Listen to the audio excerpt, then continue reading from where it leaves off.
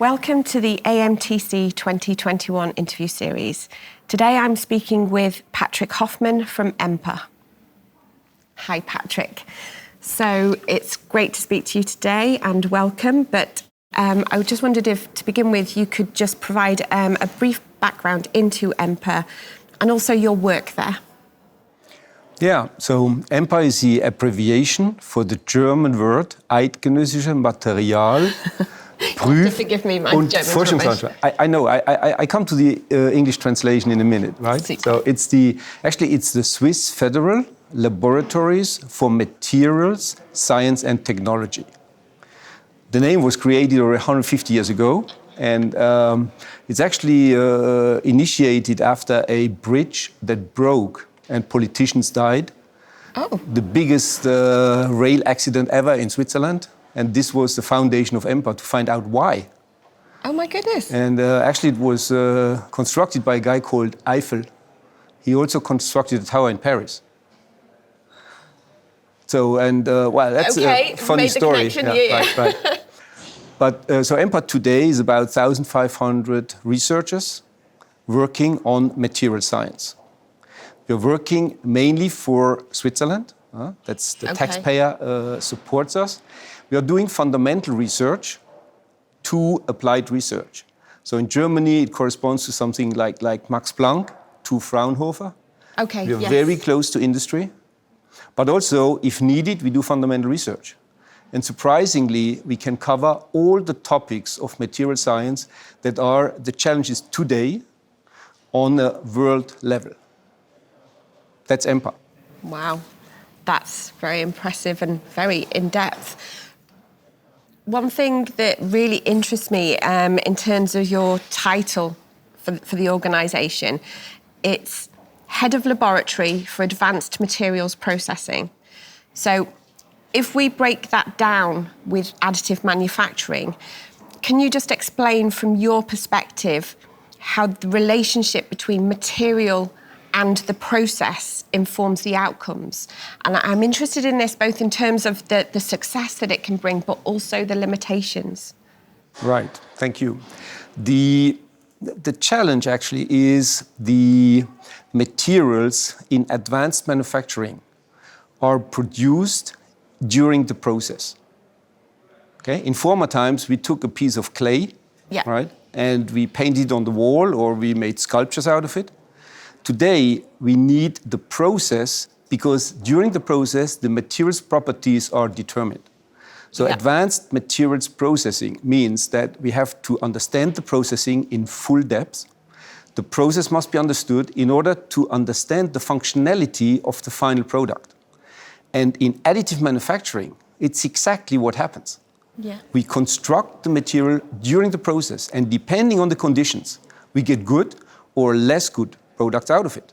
So therefore, our task is to fully understand the process, how the material is constructed, how it's built up, in order to be able to predict the function that it will have. Will the plane break in the air, or will it be able to fly for 1,000 hours, or 10,000, or 1,000,000 hours?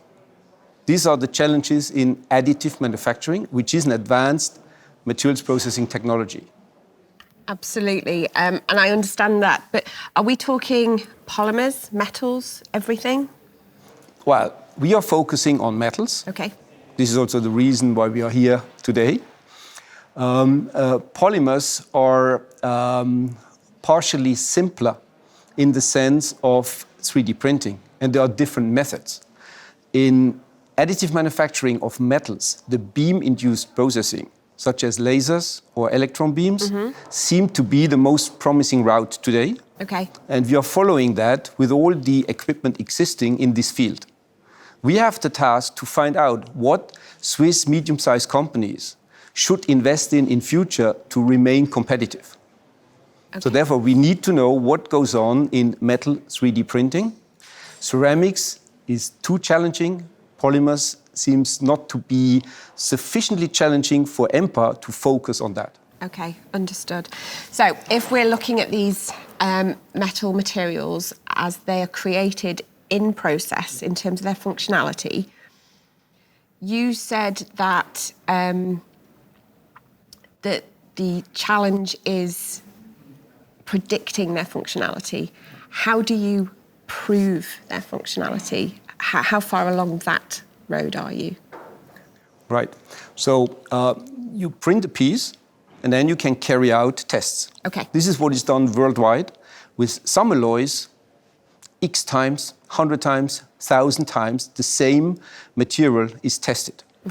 Now, simple alloys, such as stainless steel, such as the titanium alloy that is used for medical implants, also for aviation, these are the standard materials. They are easy to be printed.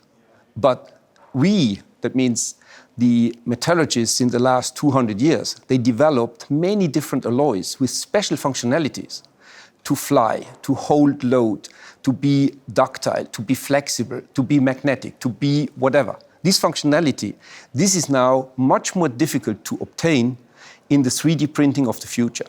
We need to find out how does the alloy has to be modified in order to satisfy the functionality that we know from casting. But casting means cooling down within half an hour. Now, in the 3D printing process, we cool down within a millisecond. So this is so much shorter that the material cannot develop its structure, which determines the properties. So predicting the properties, we need to know what will be the crystalline size, the orientation of the crystals. This is this fundamental research we are carrying out. And we can cut the sample down and measure.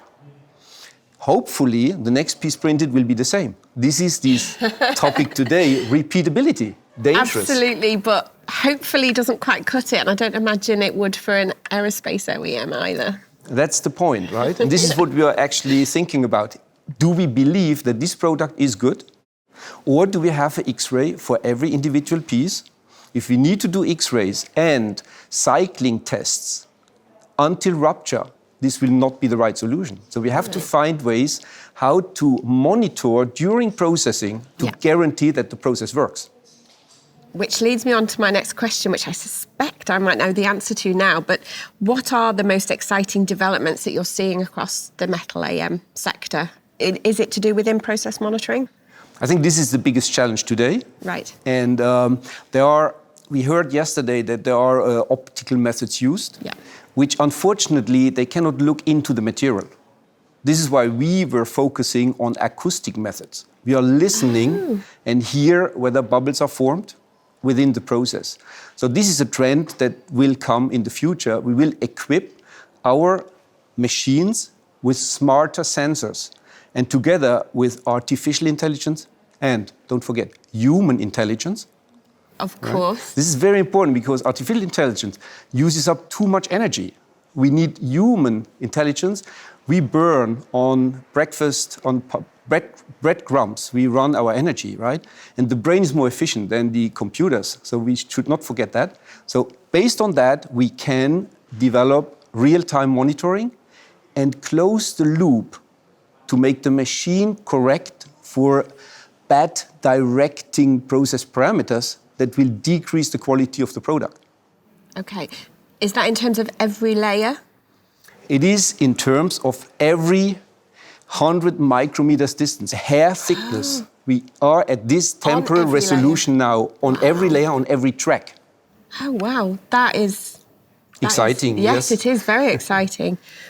So, from your opinion and your perspective with the work that you're doing, what are the most significant breakthroughs for applications and the increased industrialization of additive manufacturing? Right. So it's this monitoring, that's important. But on the other hand, we need to develop alloys made for 3D printing. Yes. We have a group working on that. It's 10 people, and they just came up with a new alloy for the turbine blades in planes.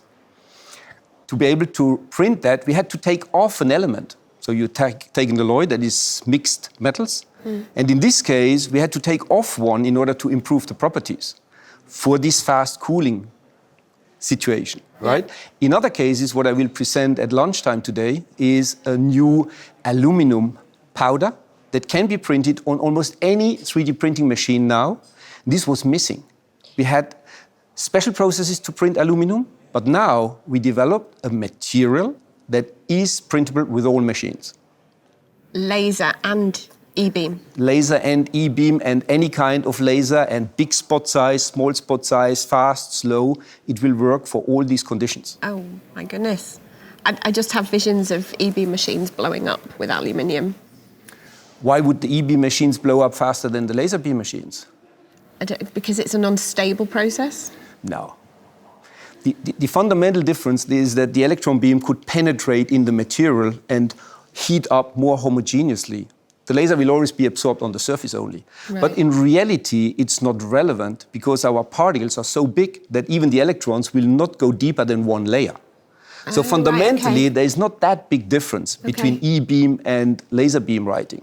I'm working in both since 1997, and I know quite well the differences. This is my job, right? This understanding the processes. Yeah. Okay. So, is there anything else in terms of applications that is really significant from your point of view in terms of development and moving forwards and innovation? Well, there are still materials that cannot be printed yet. I think about good magnets. We heard yesterday evening there is a soft magnetic material, high temperature, 150 degrees, which will come, but it's not yet that, right? We would like to have even hard magnetic material being printed. Doesn't exist. Electromotors would become more efficient than today. Right. Right. That's a big challenge. We know we will be mobile with electromotors more and more, right? Yes. We need also lightweight material that should be printable. Magnesium alloys reinforced with fibers. I do not see a clear clue how this would work. There are spin-off companies and startups who try to go in this direction. But there I would say we are 5 to 10 years from industrial impact. Okay. So the sectors that you, apart from the area in terms of the application, what sectors do you see benefiting most from these developments? I think there are no specific sectors. It's just across the board. We are focusing, I would say, big companies such as Oerlikon, they're focusing on big markets. This is planes, cars, trains, right? We are in Switzerland. We have many medium-sized companies. They're making things like watches. They're making jewels. They're making medtech special products.